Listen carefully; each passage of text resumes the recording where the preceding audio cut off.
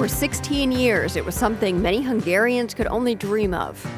A választási eredmény számunkra fájdalmas. Prime Minister Viktor Orbán conceding defeat. I'm Carolyn Beeler. And I'm Marco Werman. What Hungary's changing of the guard means for Europe. Plus, pilots flying through the Middle East, they want final say on when it's safe to fly. There's been literally no response from those airlines. Also, we'll break down the breakdown in U.S.-Iran negotiations. The thought that in just 21 hours they were going to make big decisions, that was unlikely. And we mourn Bollywood legend Asha Bhosle, a voice beloved by millions. She was the last of a certain set of singers who dominated playback singing for decades. That's all today on The World. This is The World. I'm Marco Werman. And I'm Carolyn Beeler. After 16 years in power, the European Union's longest-serving leader is out. Hungarian Prime Minister Viktor Orbán, a self-proclaimed champion of illiberal democracy, suffered a crushing defeat at the polls. A Tisza és Magyarország megnyerte ezt a választást. We didn't win small, but very, very big, the new Prime Minister Péter Magyar told a huge crowd yesterday in Budapest. Together we changed the Orbán regime. Together we liberated Hungary. We took our homeland back, he said. Magyar's sweeping majority in parliament came despite Orbán having the backing of both Donald Trump and Vladimir Putin. Today, Magyar said he would maintain a pragmatic relationship with Moscow while remaining open to talks with Washington if the White House reaches out. Across Europe, leaders have hailed the result as a win for democracy. To start us off, I spoke with the World's Europe correspondent Orla Berry, who's been closely following the election. I started by asking what she's been hearing from people in the country who helped vote Orbán out. Many people are actually in a state of shock, Carolyn. Most of them can't actually believe this has happened. Many of them hadn't gone to bed, by the way. When I messaged them this morning, they were still up. Yeah. Some people said to me it felt almost like the fall of communism in 1989. It was that seismic. There was just this sense of jubilation on the streets of Budapest in particular. I checked in with Christian Martin a little earlier. He's a novelist in Budapest and he's gay, and I'd spoken to him last week. At the time, he was very nervous about what might happen and how the result might pan out. But have a listen. Me and my friends, we went to the streets and took the metro, and everyone on the escalators in both directions were clapping and chanting and just pure joy everywhere. And strangers hugged each other, high-fived each other, cars were honking, and people would just literally jump out of their car and join the dancing. And I don't know, it was just incredible.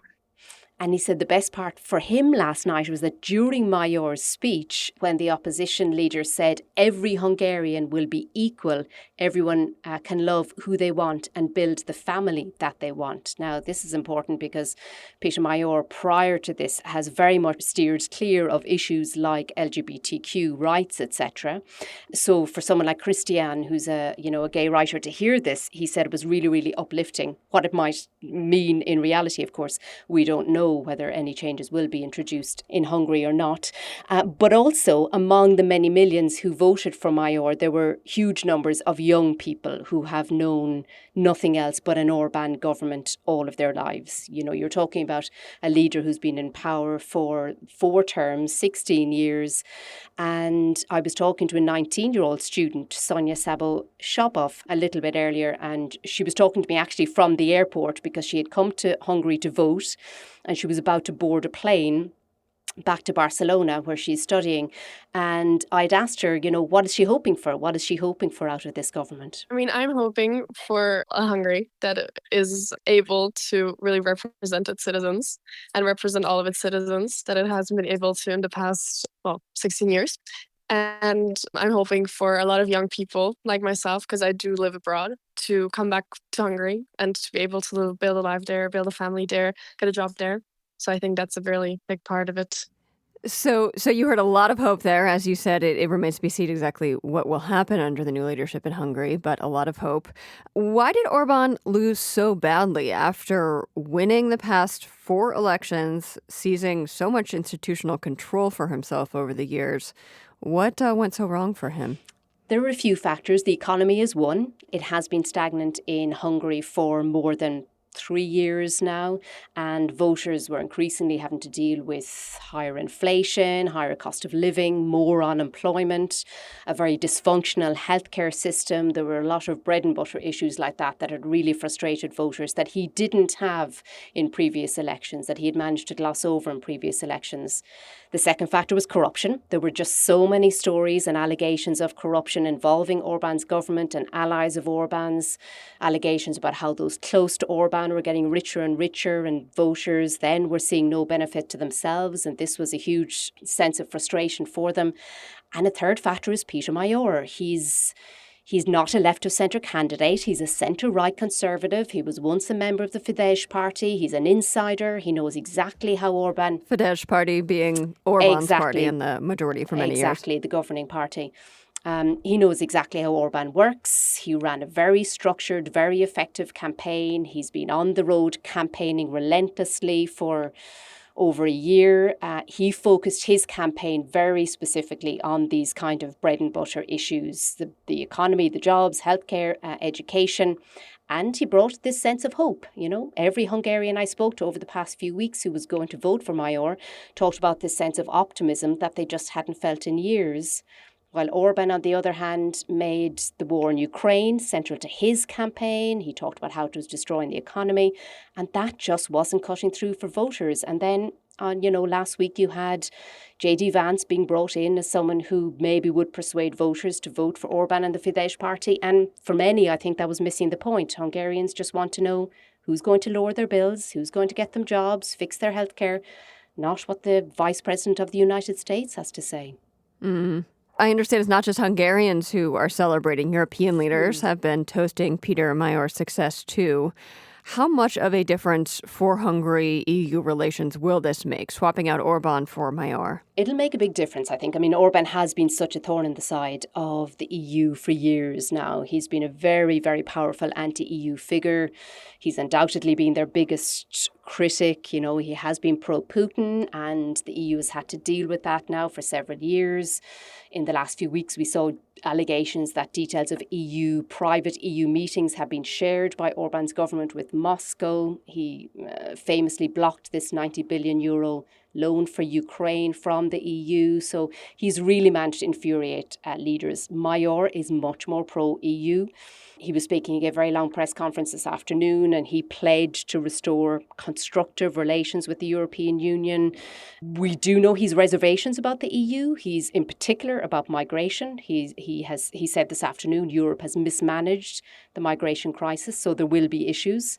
But he's certainly going to be more malleable than Orbán has ever been, and not least because the EU has withheld billions of euros in funding from Hungary over rule of law issues. And Péter Magyar has promised that he will have those funds unfrozen after getting into office. So it's in his best interest to work with the EU going forward as well. Analysts have said that Péter Magyar really needed to win a supermajority to make a difference in Hungary. He has done that. He has his 2/3 majority. So how quickly can Hungarians expect change? It won't be easy. He made lots of promises on the campaign trail, fixing the broken healthcare system, rooting out corruption, returning to an independent media landscape. That's all going to take time. Interestingly, his press conference this afternoon was around 2.5 hours long, and he pledged during it to shut down state-controlled TV. But the fact that he even held a 2.5-hour press conference was, sending a signal that things are changing, because Viktor Orbán usually held press conferences and took questions, only a few questions from sort of hand-picked journalists. Péter Magyar just kept on taking questions. In terms of changes regarding corruption and the judicial system, that's where it's going to get really challenging. And I asked Daniel Hegedűs about this. He's a Hungarian political analyst and also deputy director of the Institute for European Politics. And he said to me, it's going to be really gradual. Obviously, I think they will first focus on the anti-corruption efforts. And in the very early days of a new government, they will join the European Public Prosecutor's Office. Potentially, they will start persecution against certain members of the previous regime. And obviously, they will also focus on bringing back home the frozen EU funding. And also, Péter Magyar today said the country's president should resign. Now, here's where some of the trouble could also start, because the president is an ally of Orbán's, and he's probably not about to resign, despite Magyar's wishes.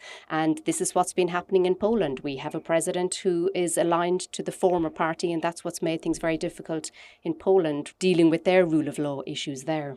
Now, this election was being followed not just by Hungarians, not just by EU leaders who we've talked about, but by far-right movements globally. What message are these far-right groups taking away from this election result today? I mean, if we look at who endorsed Orbán, we had Marine Le Pen in France, you had Alice Weidel, the AfD leader in Germany, Giorgia Meloni in Italy, Benjamin Netanyahu. You had President Trump on Friday vowing to bring US economic might to Hungary if Orbán was re-elected. Some said today a message for far-right parties in Europe might be, don't turn to the Trump administration if you want to win voters at home. I think it sends a message that even in a country where the electoral system is so tilted in favour of the populist ruling party, that there's still a way for democracy to prevail.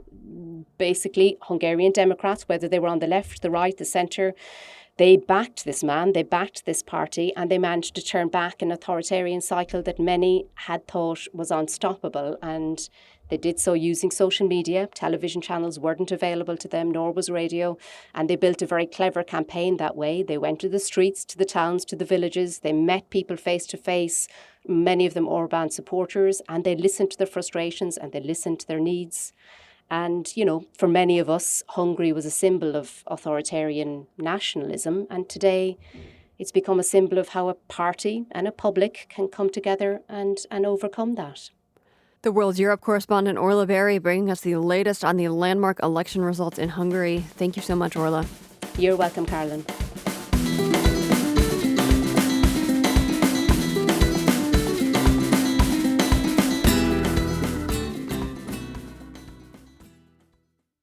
If you watched it, I expect you'll agree, NASA's footage of the landing this weekend of Artemis II had a lot of tear ducts working overtime, starting with the planned re-entry blackout period when Mission Control in Houston would not have communication with the crew until...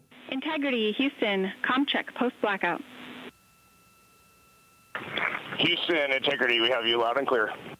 That silence between Houston reaching out and Integrity responding was only about 2 seconds long, but it felt like an eternity. And then the splashdown itself, such a celebration. After a 695,000-mile journey, the astronauts came back to Earth traveling 30 times the speed of sound. The human body is really not built for that, but the Artemis II recovery director, Liliana Villarreal, said this crew was in high spirits from the moment their hatch landed in the ocean. They were just having such a great time with the medical team that was inside the capsule. I think they were all taking selfies with the phones that they have. Then at the post-landing press conference, astronaut Christina Koch stood on stage with her fellow crew members and told the world what she'd learned on Artemis II about what makes a crew a crew. A group that is in it all the time, no matter what, that is stroking together every minute with the same purpose, that is willing to sacrifice silently for each other, that gives grace, that holds accountable. A crew has the same cares and the same needs. She then turned and faced the three other members of that crew who locked eyes with her. A crew is inescapably, beautifully, dutifully linked. If you watched the coverage, you know the kicker, but it's worth repeating.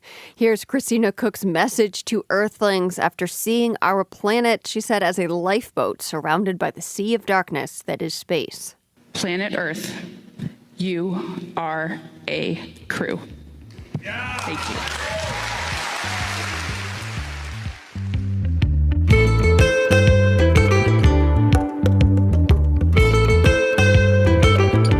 Ahead on the show, the singer whose music was a soundtrack for generations in India and beyond, her life and legacy. You are listening to The World. This is The World. I'm Carolyn Beeler. U.S. naval forces began blockading all Iranian shipments into and out of the Strait of Hormuz this morning, as well as ships that had paid a toll demanded by the Islamic Republic to pass through the waterway. The move is meant to cut into revenue and prevent Iranian oil from reaching international markets. Iran has mocked the U.S. plan, calling the threat ridiculous. Abdulmajid Hakim Elahi is Iran's representative to India. I'm sure that they cannot do anything.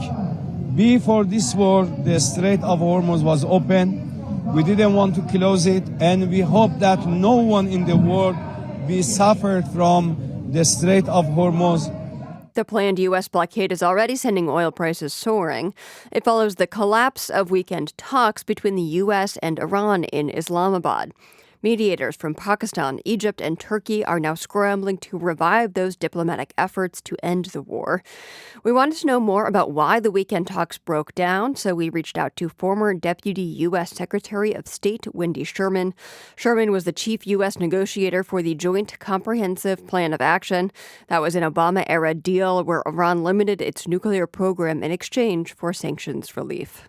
I think it was good that when the vice president, Steve Witkoff, and Jared Kushner went this time to negotiate, they'd actually brought a team of experts with them, because this deal is a very technical one, and you need people who actually know the details, because I can assure you that particularly Foreign Minister Arachi, who was my counterpart during the negotiations in 2015, knows every single technical detail of the nuclear program and pretty much everything else in Iran. And I'm sure that's true of the Speaker of the Parliament and others who were with the Iranian delegation. There are a lot of reports coming out now that everybody did put some ideas on the table, but what we all got publicly from the vice president was basically that the Trump administration really made a demand that Iran capitulate to the maximalist demands that President Trump was making. And even though I find the Iran regime truly horrifying, having slaughtered its own people and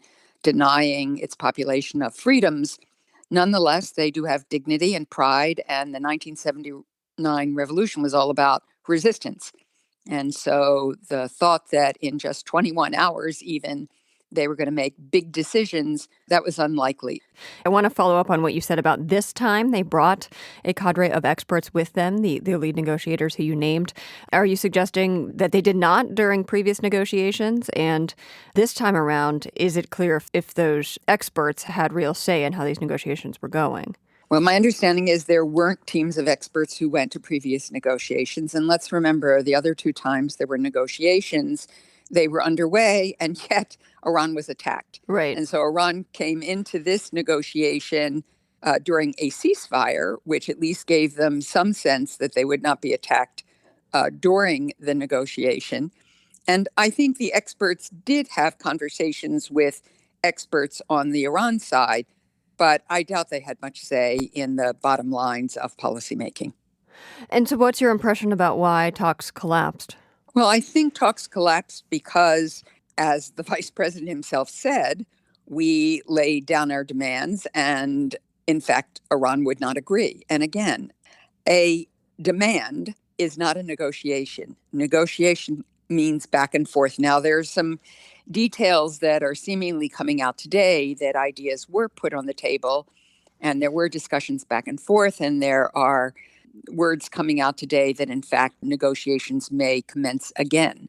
The president is now trying to use this blockade to create an economic cost for Iran, but my real concern is that it's going to create a cost for all of us and may be quite an escalation that we cannot control. So as you mentioned, these types of negotiations take a very long time. It was, 2 years of active negotiations to get to the JCPOA. What could conceivably actually happen in this 2-week ceasefire? What could actually be achieved realistically? Well, I think in a 2-week ceasefire, you could agree on an agenda, you could agree on broad parameters, and then you'd have to do the hard work of the details. Just the Iran nuclear program alone, there's a tremendous amount of work about what happens with the stockpile that's buried. What are the options? Even if you could agree on an option, how is it going to be implemented? Very tricky, very difficult. And then if you're going to talk about giving funds to proxies like the Houthis and Hamas and Hezbollah. What has Iran agreed to? How are you going to implement and enforce that? So each one of these areas is exquisitely detailed, and the verification and monitoring of each one of them is also a process in and of itself. When you led the Joint Comprehensive Plan of Action talks, you were the head of a deeply experienced, specialized team. I'm wondering if you can give a couple of concrete examples of why that expertise, for example, on nuclear physics or on sanctions, mattered during negotiations. My role was to manage a team, a core team of about 15, backed up by literally thousands in the U.S. government. I'm not a nuclear physicist. I'm not a sanctions expert. I'm not a lawyer. I'm just probably fairly seasoned at this point as a diplomat. So we really got to closure on the JCPOA, in part because Secretary Ernie Moniz, our Secretary of Energy, who is a nuclear physicist, worked with Jim Timby, a nuclear physicist on my team, to work with the Iranian head of their atomic energy agency to work on all of the exquisite details of what we had agreed to. What kind of centrifuges? How many could they have? What could the cascades look like? What was the IAEA, the International Atomic Energy Agency, going to do to monitor and verify? It turned out to be the most robust monitoring verification anywhere on Earth at the end of this deal. But it took a lot of time to work out all of the technical details. So many of the people at the State Department who were involved in those negotiations, and in fact, a lot of people across government who have been there previously, were not involved here. What is the cost when those types of experts are not involved or are not fully integrated into the process of these negotiations as they were during your time? I hope there are still some people at the various departments who do have a depth of expertise in these areas. But as you point out, both because of DOGE and because of the dismantling of many of the agencies and departments, a lot of the real experts are gone. And I hope if there were people with maybe some knowledge but less experience, I wish they would have reached back to the foreign service officers, the civil servants, the lawyers, the nonpartisan experts in previous governments to understand what happened. To my knowledge, none of the people who I know that were involved in the JCPOA have been reached to get ideas or experience on what that was like and what people need to know. So it is of great cost to us. And remember, when we did the JCPOA, it was with UK, France, Germany, Russia, China, the European Union, and Iran. So we also had to work multilaterally with each of those delegations, had to make sure we were consulting with Congress. I went up to Congress many, many, many times to brief Insecure, to testify, all kinds of things that really help to keep you accountable and work through details. None of that has happened in this administration.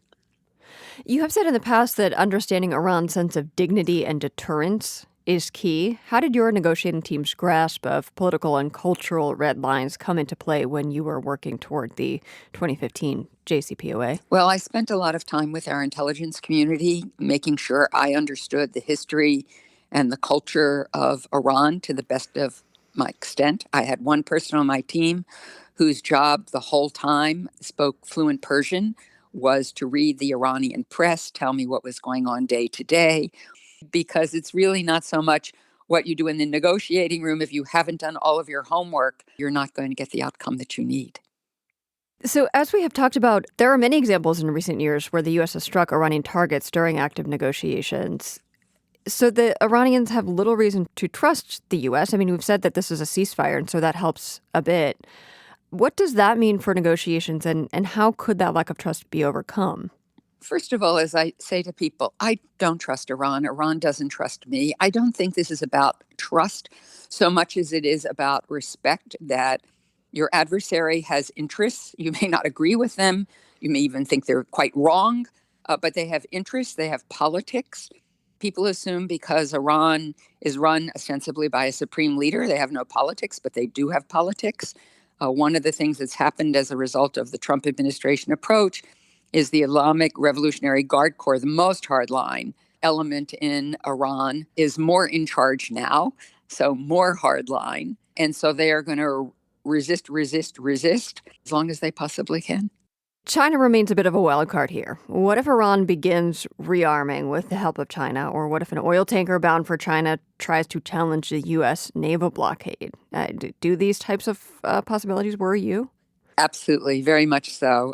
I think that whether we would stop a Chinese vessel attempting to reach an Iranian port or leave from an Iranian port is one of the second order effects that I hope the administration has thought through, particularly since the president is due to go to Beijing in May.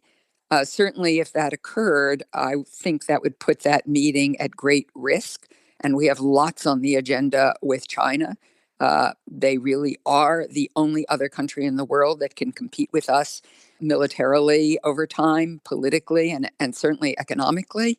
So, yes, I think there are lots of reasons to be concerned. And if China is giving them weapons, China would probably argue, we give Ukraine weapons, either directly or now through the Trump administration by Europe buying them from us and then giving them to Ukraine. So they're not doing anything differently. But of course, they would not be helping to get to peace, but rather to create further escalation. So yes, these are of great concern. There is, chatter right now about a possible next step. As mediators struggle to get the two sides back to the table, what are the big key sticking points here? The Strait of Hormuz was open before this war began. It is now controlled by Iran. The administration with this blockade is trying to countermand that and create economic cost for Iran. As I said, I think it's going to create economic cost for all of us. But the idea is to make sure that the strait is open so that the world economy can get back on a better footing. Obviously, the president has said from the start that it is to ensure that Iran never have a nuclear weapon. Iran has repeatedly stated it does not intend to have a nuclear weapon, but believes it has a right of enrichment for civil nuclear purposes under the Non-Proliferation Treaty. The United States does not believe there is a right in the NPT, but many of our allies and partners do. And President Obama was willing to consider allowing Iran to have a small civil nuclear program under very strict monitoring and verification, but not because he conceded they had a right. So there are lots of ways to solve this. So I would say the Strait of Hormuz and the nuclear program are two of the biggest things that have to be dealt with here. Wendy Sherman is the former Deputy Secretary of State. She was the chief U.S. negotiator for the Joint Comprehensive Plan of Action, or JCPOA. That was the Obama-era deal where Iran limited its nuclear program in exchange for sanctions relief. Thank you so much, Ambassador Sherman. Thank you.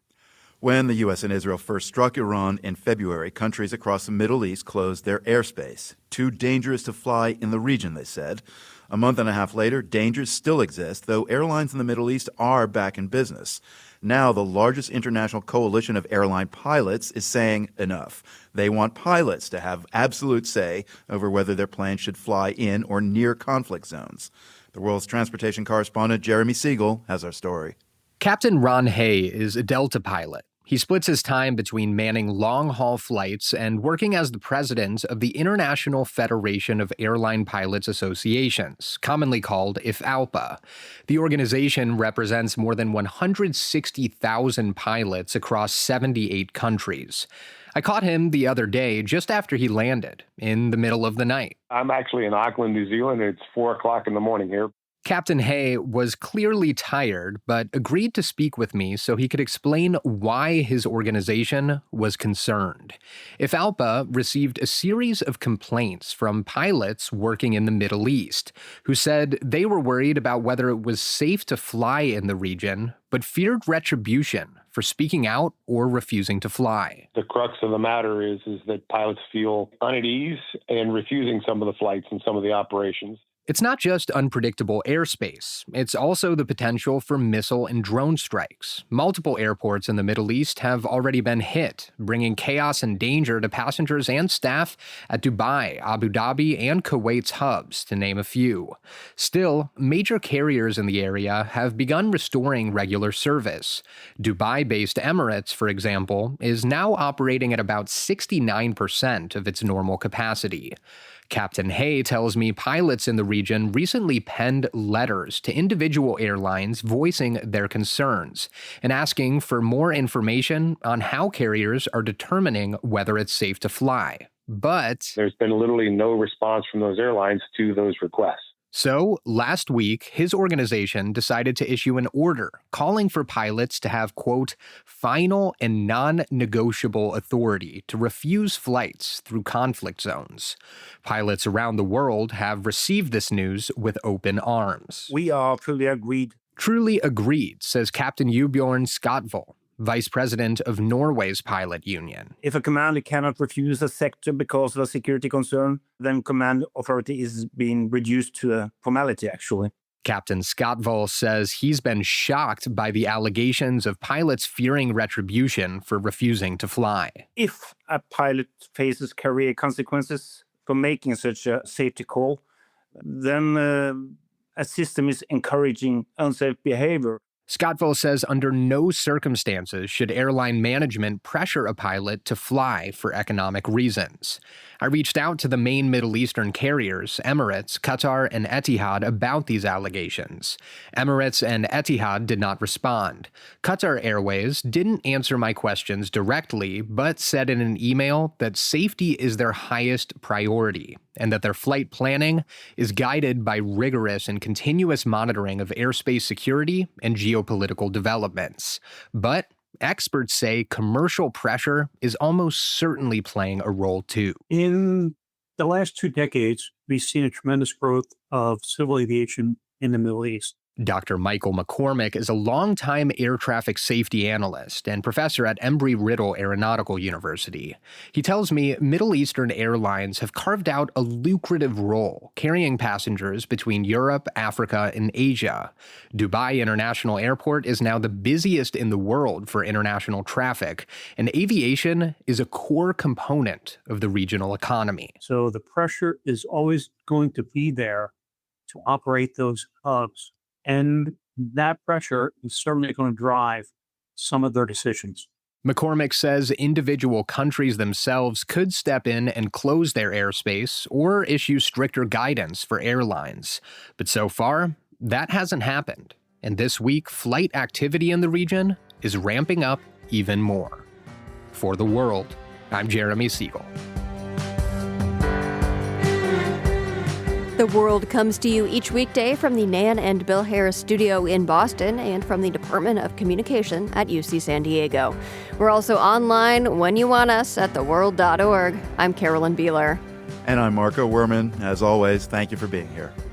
The World is supported by the Carnegie Corporation of New York, working to reduce political polarization through philanthropic support for education, democracy, and peace. More information at carnegie.org. By the Lumina Foundation, committed to a fair, universal system for learning beyond high school that offers every American the chance for a better life. LuminaFoundation.org. By the PRX Ambassador Council, whose members include Renee Vacchio-Albi, Roman Mars, the Kelson Foundation, and the Ken and Lucy Lehman family.